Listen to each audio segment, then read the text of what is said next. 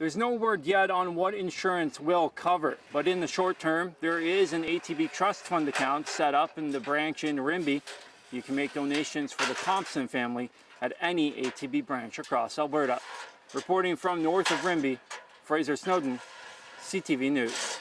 A petition has been made to hopefully bring back the physician who recently resigned.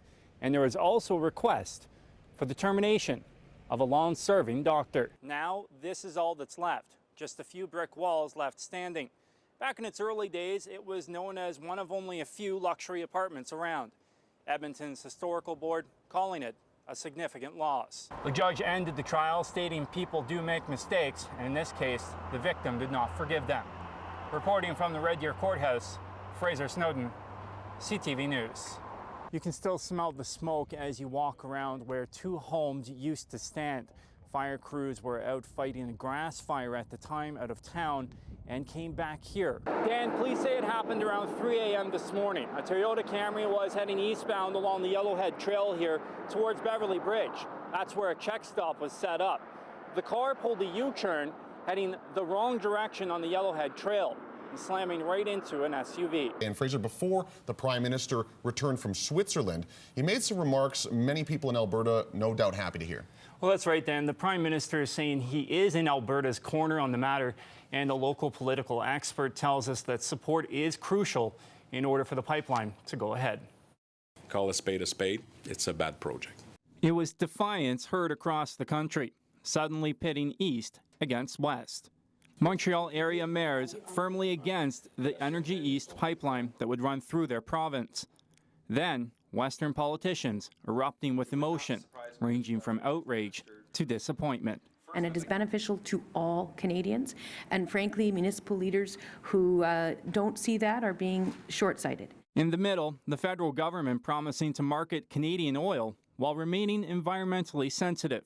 But before leaving Switzerland, the Prime Minister made it clear whose side he's on in this war of words. I'm very much in the camp of both Premiers Wynne and Notley, who demonstrated that Canada can and should work together on economic issues for all of us.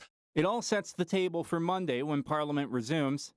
Appearing on CTV's Question Period today, party House leaders already debating the merits of the project. A multi-billion-dollar project that could employ thousands of Canadians without a cent of government money. This is a privately funded stimulus project if we can get the approval. Not everyone in the East is against the pipeline. Ontario Premier Kathleen Wynne pledged support for the project, touting the potential economic benefits. The concerns for the Montreal mayors are environmental.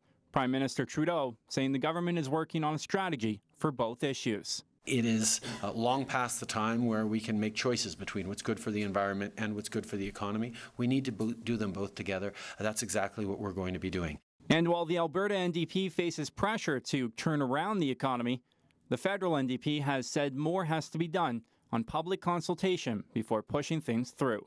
The stalls in all pipeline projects right now is an incredibly dangerous situation for the province of Alberta when we see the price of oil being very low. Technically, the Quebec leaders have no power to veto the project, but it is beneficial for the PM to try and get as much support as possible from the leaders and the public. It's what's left behind after what police describe as a criminal rampage. Trucks flipped over, a fence flattened, and flagpoles knocked over, allegedly by a man in a front-end loader. We heard a wheel loader coming down the road with the sirens, and the wheel loader crashed into a police car right on our corner. Pushed the police car into the bush. The construction vehicle had been taken from a dealership in a North Red Deer industrial park. RCMP say the driver led police on a chase while causing extensive destruction. Sufficient time for the deceased to drive that front-end loader through a considerable amount of that industrial park in the northwest corner of the city, causing a lot of damage to vehicles and property. It all ended with gunfire. The suspect shot dead by Mounties. Gary Davis heard it while waiting for Christmas dinner. We heard more than 30-40 gunshots fired as they were trying to put the loader out of commission and get it to stop. The 37-year-old man was suspected in a sexual assault and attempted murder earlier in the day. The sexual assault upon a female and the attempted murder upon a male. The male had been trying to protect the female from the original assault. RCMP say officers made the decision to end the chase by opening fire to ensure public safety. If they consider that the public is in imminent danger of bodily harm or death, that we are authorized to be able to use sufficient force to stop that. The Alberta Serious Incident Response Team, or ASIRT, is now investigating the death of the suspect. While Mounties investigate the crime spree, they're asking anyone who may have witnessed or taken video of this series of events to contact RCMP or Crime Stoppers. Frazer Snowdon, CTV News. Our Frazer Snowdon joins us live from the newsroom with more on this. Frazer? Bill, it was a very scary sight for neighbors. Lightning struck the tree and it was suddenly on fire. This was very close to at least 2 homes. And according to wildfire officials, lightning is the leading cause of wildfires this year. Jeez.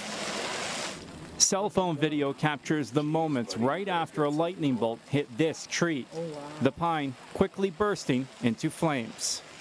Heard this huge bang, it rattled the house. Went to put the dog away and this neighbor came by just screaming, said the trees are on fire. Fire crews arrived just minutes after the call came in to attack the fire. It came during an intense lightning storm that lit up the sky west of Edmonton Friday night. Sometimes we're seeing between 10 to 20,000 lightning strikes a night, and that can cause 50, 70 fires a night. Provincial officials say quick response is key when it comes to keeping lightning strikes from becoming wildfires, especially with the dry conditions across the region. Well, this has been one of our busiest years that we've seen in about 20 years. So lightning has started a lot of fires. Fire crews put out the fire early last night, but when neighbors woke up this morning, they smelled more smoke and realized Mother Nature wasn't finished. And sure enough, the needles under the tree started smoldering again, so we grabbed 3 or 4 15-gallon pails of water and we went and doused them again and stirred them around. The province has seen more than 1,200 fires since the spring. Lightning is listed as the cause of most of them, but experts say people need to also be extra cautious. There's nothing that Albertans can do about lightning fires. That's just the way it is. However, what they can do is make sure that they're not also starting wildfires. They've got to make sure that they're not adding to the load that our firefighters already have.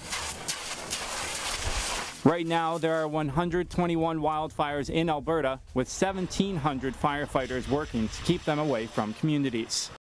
She was a member of the Red Deer Search and Rescue Team. It was evident in everything she did. Always willing to help friends and even strangers, Lindsay Moore seemed happy.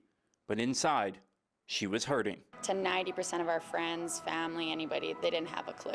So that's hard because she was always very hush-hush and embarrassed about it. How can a girl that's got, seems like everything, who was loved, that this darkness could take over? A question that many loved ones ask after losing someone.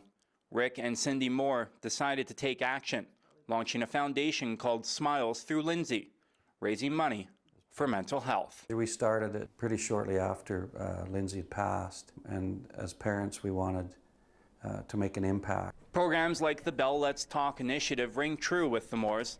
When their daughter passed, they wanted to shake the stigma and tell everyone what happened. We brought it out in the open because that is the only way we're going to cure it. Hiding it won't. Good afternoon, Suicide Information and Education Services. Officials with Suicide Information Services in Red Deer say when public figures speak out, it brings weight to the issue. When they show that vulnerability and say, yeah, you know what, I'm not always well, or I am struggling with this, I think that totally sends the message that it can happen to anyone. The Moores have raised more than $70,000 for the foundation. We have to understand, what these people are going through, and it's an illness that I don't think we totally understand, even in the professional levels. Lindsay's friend Cassandra has a message for anyone who may feel down or have depressing thoughts. You're allowed to be happy, you're allowed to not feel like that. So go get the help you need and you'll feel better. If you would like to help Smiles Through Lindsay, you can visit their Facebook page for more information. Frazer Snowdon, CTV News, Red Deer.